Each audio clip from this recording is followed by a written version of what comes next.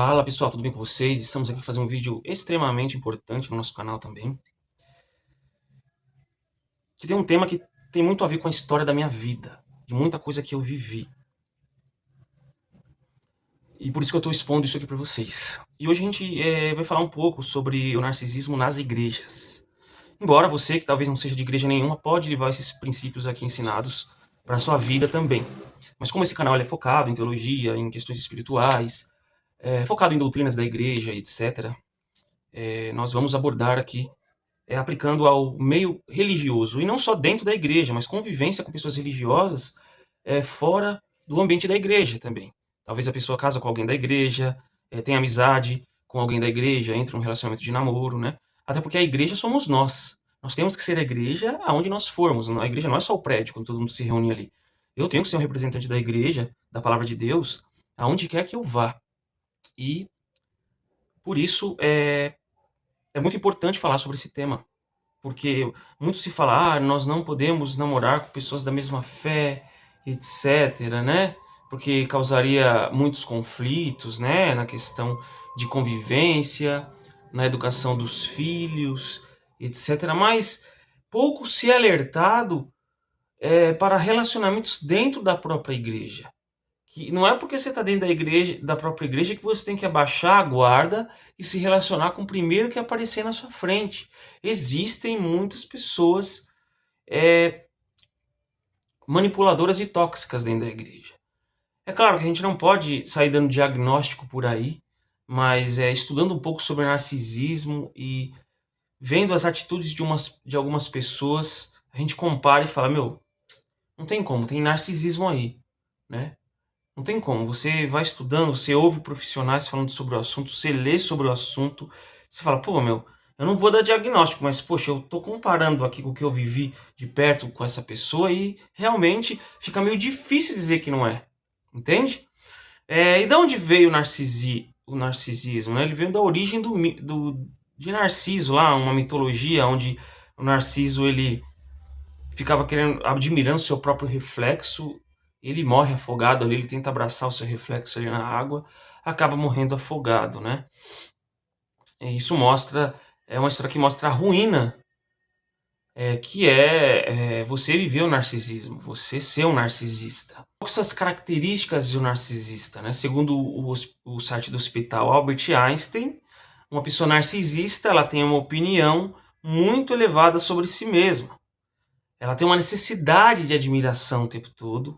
Ela tem a crença de que as outras pessoas são inferiores a ela e falta de empatia, não tem empatia pelo outro, né? Vê o outro como um objeto a ser utilizado e depois que não serve mais, simplesmente descartado. A Bíblia, em nenhum momento, cita a palavra narcisismo, mas ela cita princípios que podem ser muito bem aplicados para esse tipo de personalidade. Vamos, por exemplo, aqui em Provérbios 16:18, que vai falar sobre uma característica que não é única do narcisismo, mas engloba também o narcisista. Mas todos nós, é claro, temos que tomar cuidado com esse tipo de característica. Diz assim, o orgulho precede a destruição e a arrogância precede a queda. Então a arrogância, ela não é exclusivamente narcisista, mas ela é um ponto muito forte em pessoas que são narcisistas, né? Então a pessoa é arrogante, vê as pessoas de forma inferior, né? Ela é arrogante ao colocar a sua opinião. Você vê que a pessoa sempre a pessoa é sempre o vencedor nas histórias que ele conta, sabe? Aquela pessoa que para conversar com você. E ele sempre é o cara que sai por cima, que sempre vence, que tem uma história interessante. Ele é especialista em várias áreas. E o cara nunca conta uma história em que ele sai por baixo. Nunca. Só se for para se vitimizar uma hora ou outra. Mas as histórias que a pessoa conta, seja homem ou mulher, é sempre uma história que se coloca a pessoa como o herói de sua própria história. Desconfie de pessoas assim. Certo? São pessoas que geralmente não deixam o outro falar muito, interrompe muitas vezes, né? Etc. Então, a arrogância ela precede a queda. No final das contas, por mais que o narcisista ele consiga enganar, as pessoas ao seu redor até o final da sua vida, ele não engana Deus. Ele não vai sair incólume, ele não vai sair por cima no juízo de Deus. Porque Deus ele conhece o coração. Né? O homem, como diz lá no livro de Samuel, né? O homem vê a aparência, mas o Senhor conhece o coração. Então, a gente vê aqui, Filipenses 2,4 também, a gente vê uma outra característica que pode muito bem ser aplicada aí à questão do narcisismo. A gente está tendo um estudo bíblico aqui, tá bom? E o apóstolo Paulo ali, ele fala muitas coisas nessa carta de Filipenses, fala sobre felicidade, inclusive essa carta de Filipenses é escrita atrás das grades, né? Ele está preso. E o que ele fala aqui? Filipenses 2, 3 e 4. Não sejam egoístas, nem tentem impressionar ninguém. Sejam humildes e considerem os outros mais importantes que vocês. Não procurem apenas os próprios interesses, mas preocupe-se também com os interesses alheios. Então, olha aqui. Aqui o apóstolo Paulo fala sobre estar em Cristo Jesus. Uma pessoa que é narcisista, ela não está em Jesus Cristo. Né? E ele coloca que a atitude de Jesus Cristo, quando ele veio a essa terra para nos salvar, ele não quis usurpar o ser igual a Deus. Ele viveu como um homem. Ele não usou o fato dele ser Deus como algo ali para ele demonstrar superioridade. Muito pelo contrário, ele foi servo, serviu até o fim.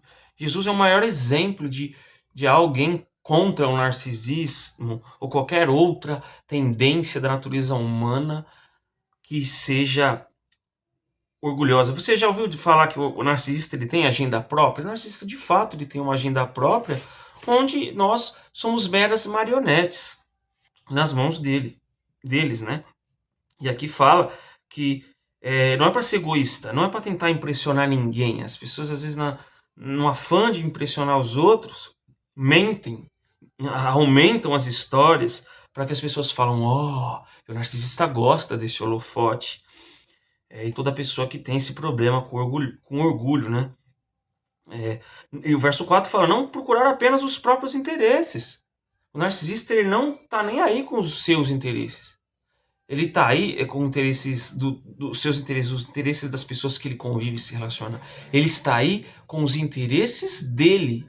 E o dia que você se contrapor aos interesses dele, você não vai prestar mais para ele, você vai ser vítima de todos os seus abusos psicológicos aí, né? Então você vê que a Bíblia ela condena enfaticamente algumas práticas que também são práticas que são comuns no meio narcisista, né? E eu vou dizer que... Por que eu disse no começo do vídeo que faz parte da minha história? Porque de fato eu já convivi com algumas pessoas e quando eu fui estudar um pouco mais a fundo sobre narcisismo, eu identifiquei muitos traços e atitudes dessas pessoas com o narcisismo.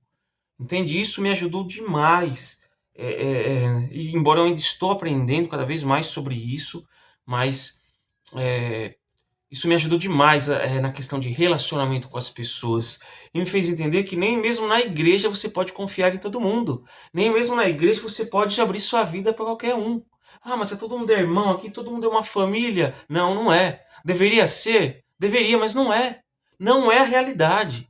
Entendeu? Então selecione as amizades mesmo dentro da igreja, porque essas pessoas abusivas, sejam narcisistas, sejam pessoas abusadoras, né? Aquelas pessoas que abusam de criancinhas, que cometem abusos de outras espécies, sejam abusos espirituais. Você vê muito essa dinâmica nas igrejas, né? Essa dinâmica hierárquica, um abuso, né? Porque a pessoa está num cargo acima de você, ela quer te utilizar, quer te manipular, e se você for contra ela, você é um divisor, você é uma pessoa de contenda, que quer causar divisão na igreja, mas na realidade você está ali reconhecendo que tem algo errado e está se manifestando quanto àquilo. Isso é legítimo. É legítimo, inclusive, de acordo com as escrituras, que os profetas muitas vezes se levantavam contra coisas erradas, mas eles invertem a culpa. E ao invés de entender que eles estão tendo atitudes erradas na liderança, eles invertem a culpa dizendo, você é o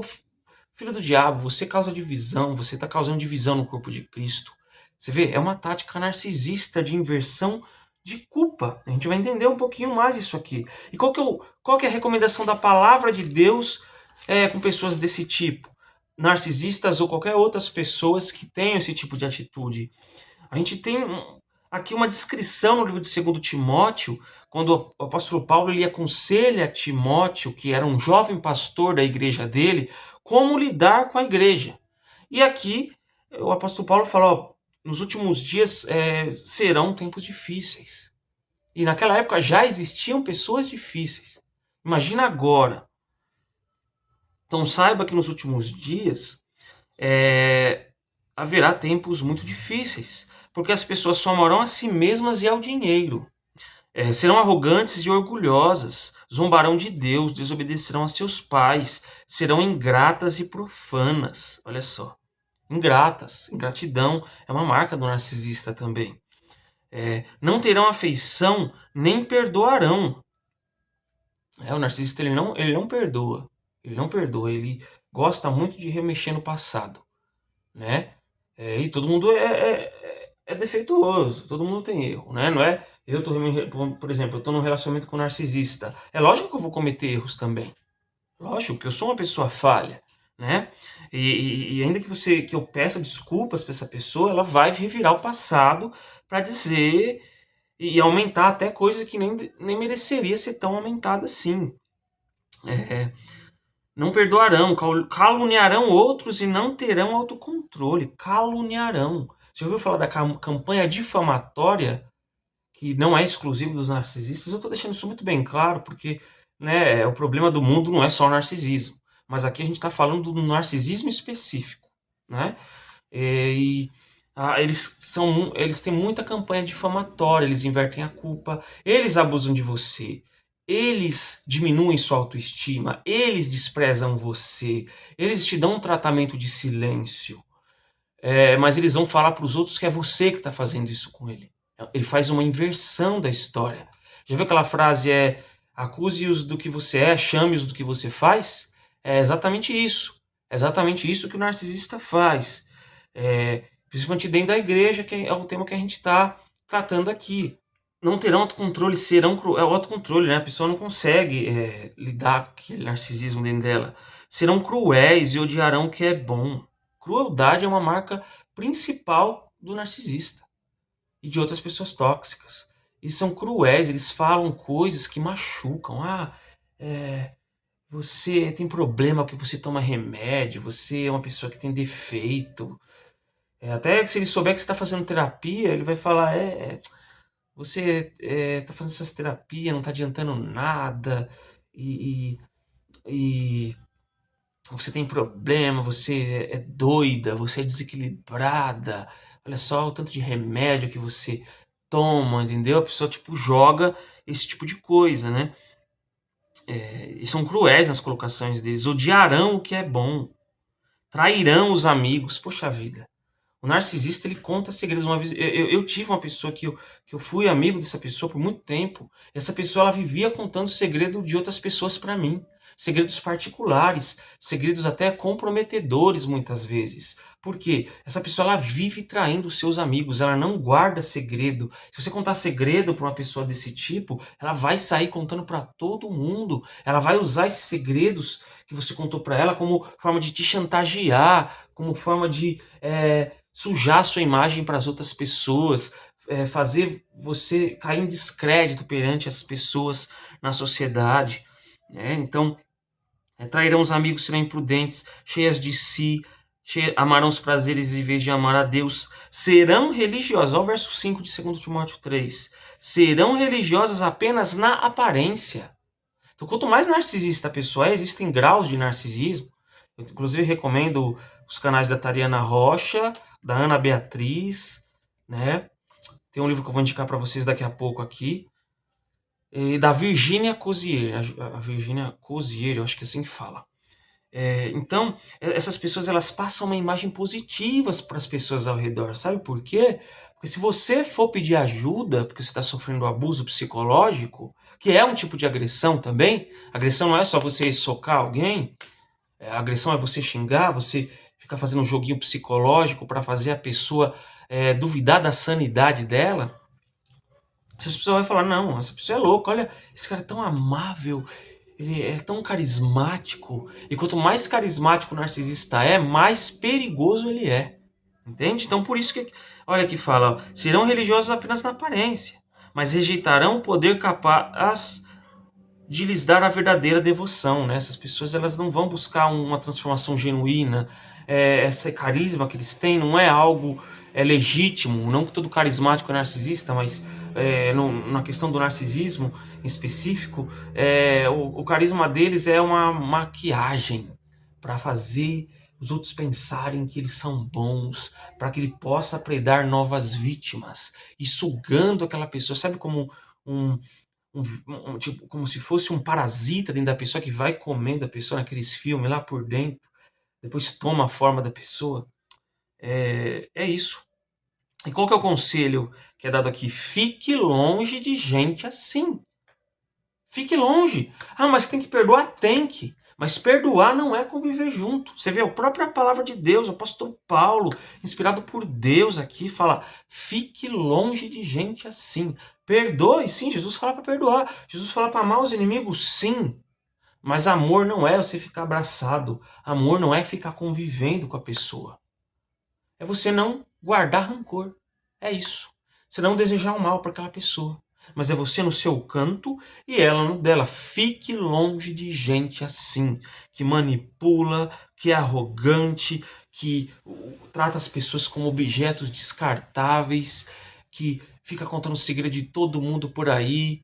Fique longe de gente assim. Algumas técnicas, inclusive, do narcisismo, por exemplo, uma é o love bombing, que é a bajulação. A pessoa vem, bajula você, te enche de presente para fazer você ir caindo na armadilha dela. Tem líderes de igreja que fazem isso também. Te elogia, fala, você é um homem de Deus, você é um jovem. Eu já convivi com gente assim. Você é um jovem maravilhoso, só que ela usa isso só para te manipular. Mas no dia que você se levantar para discordar dessa pessoa, aí você já não presta para mais nada. Você é um herege, você é um cara que veio trazer divisão, e etc, e etc. Né? Provérbios 29:5 diz, quem bajula os amigos, prepara uma armadilha para os pés deles. Olha só, a Bíblia falava isso muito antes da psicologia falar. Quer dizer que quem fica bajulando demais você, a pessoa te enche muito de presente, cuidado. Ligue o alerta vermelho, porque ele está fazendo uma armadilha para que você fique preso emocionalmente a ele. Para que você fique confuso, para que você não veja as coisas com clareza, para que você não veja quem ele de fato é, e você fique preso ou presa em muito tempo em um relacionamento com esse tipo de pessoa. Então isso se chama love bombing. Ele te bombardeia, de presente, de elogio, é a primeira estratégia. Depois ele vai mostrando a sua verdadeira face. E tem a campanha difamatória, que a pessoa vai lá, como eu já citei aqui para vocês, quando o narcisista vê que ele não pode controlar você mais, que você saiu das garras dele, ele vai espalhar um monte de coisas a seu respeito. Tanto mentiras quanto segredos que você contou para ele. Ele vai dizer que você fez coisas para ele, que na realidade ele que fez para você. Então, e o que Êxodo 20:16 fala? Não dirás falso testemunho contra o teu próximo. Então nós vemos aqui, inclusive se alguém, analisemos os nossos corações. Talvez você não seja um narcisista, mas não precisa ser um narcisista para ter essas características.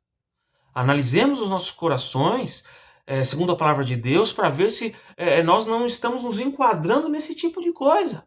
Talvez você venha aqui pensando que é o outro, mas é você que é a pessoa assim. Por isso que a gente tem que ter muita humildade e analisar os fatos como de fato são.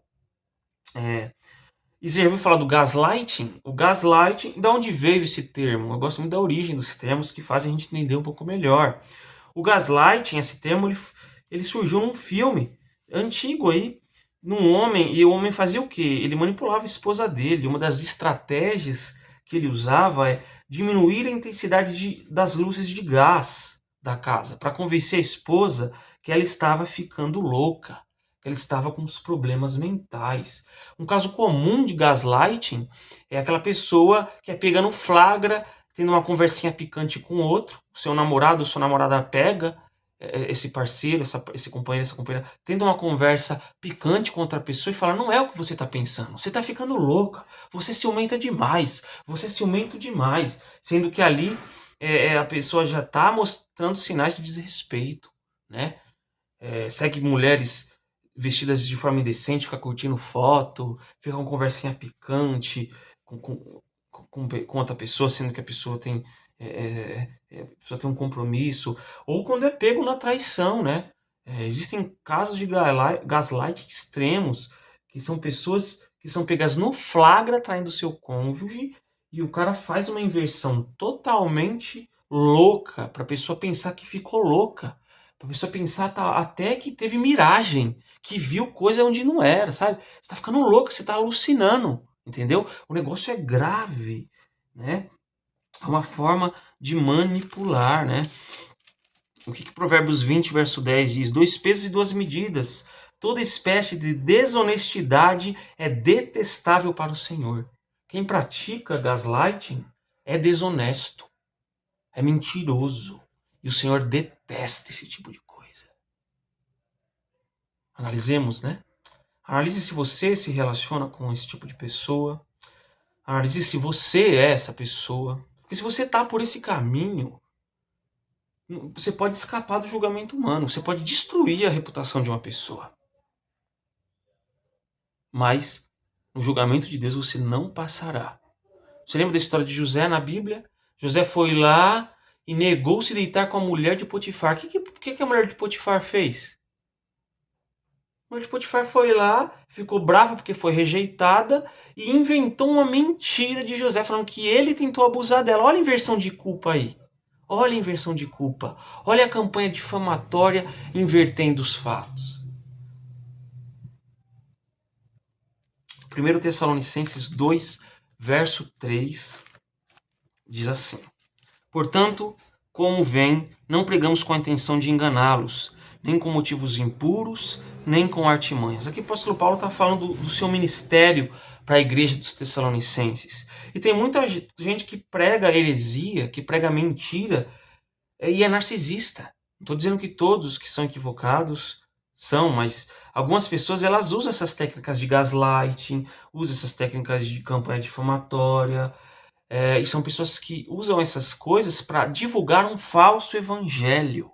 Isso acontece muito, tá bom? Muito. Mas o apóstolo Paulo fala que eu não prego com intenção de enganar vocês.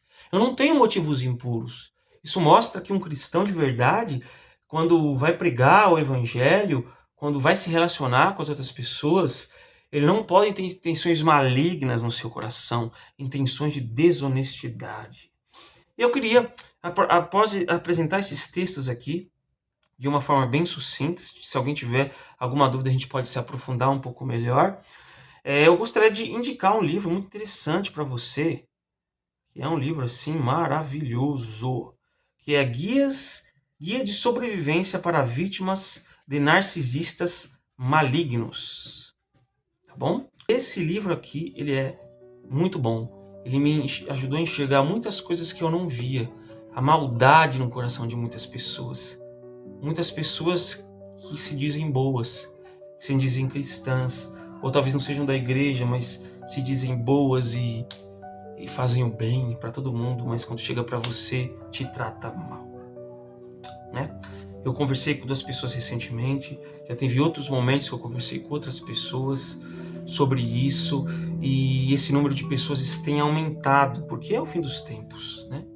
É o fim dos tempos. Antes da volta de Jesus, a maldade aumentaria. Eu até ia falar um pouco mais sobre esse livro, mas como o vídeo já está um pouquinho grande, eu vou deixar para falar sobre isso num próximo vídeo, se vocês assim quiserem.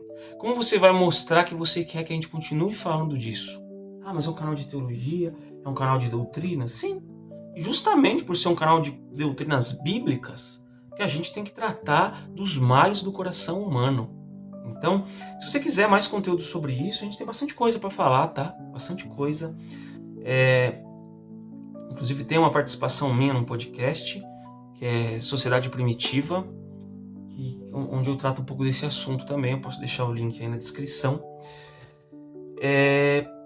E aí você deixando um like, deixando o seu comentário, compartilhando com seus amigos, você vai mostrar para mim que esse conteúdo é relevante para você e você quer mais desse conteúdo.